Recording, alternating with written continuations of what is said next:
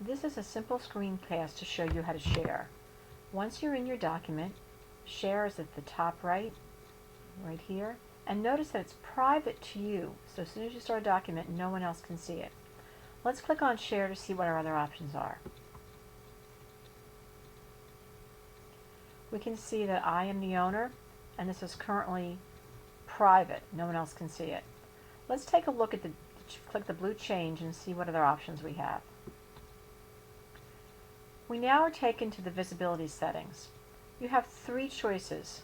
It will default to specific people, so that's the most limited. You can share it with anyone who has the link. This is, I like the analogy Google has. This is similar to if you have an unlisted number. If I have your number, I can contact you. If you have the link, you can get in. Or you can make it public on the web. This will mean that your document may show up in searches and anyone can get it and anyone can view the document. I tend to like to use anyone with the link because then I know whoever I give the link to can use it. It's a little easier for me than having to share with specific people by name. So let's make that change and go to anyone with the link. Notice down here we have access, and we're going to talk about this a bit later, but let's look at it now. I can make it can view, can comment, or can edit.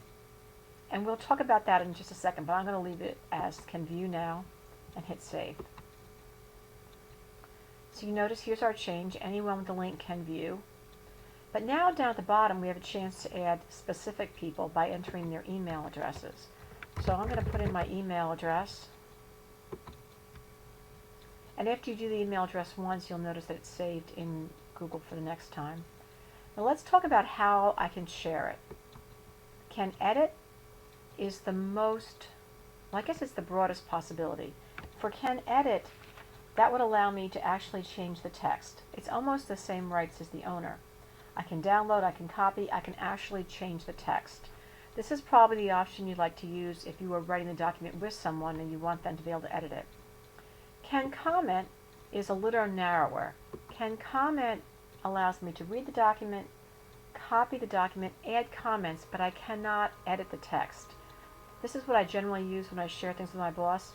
I don't want her to change my words, but I want to get her feedback. So that's kind of the middle of the road. Can view is the most narrow.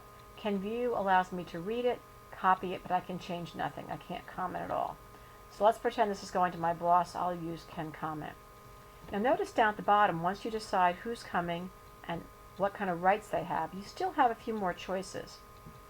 The first being notify people during email. And you can add a personal message just to tell them, here's a document I shared with you, here's what I need you to do. I find this very useful because if you do not use this, the person you're sharing it with needs to know to look in their shared folders, their shared drive, to find it. And my boss doesn't always know I'm sending her something, so I tend to notify people via email. If you check that option, you can have a copy to yourself, or you can also paste the item in. Notice that during this process, before I've done, I can change things. I can go back and change this to edit. I can even go back up here and change. So let's say that we're done at this point. So I've put my name in. I've decided it's can comment. I'm going to get an email. I hit send, and now it's done. You'll see here's the person. Here's the person I invited. Once you're here, you can change your mind later. You can change it to ownership. You can change it to view. But we're fine with what it is now. We're going to hit done, and we've successfully shared this file.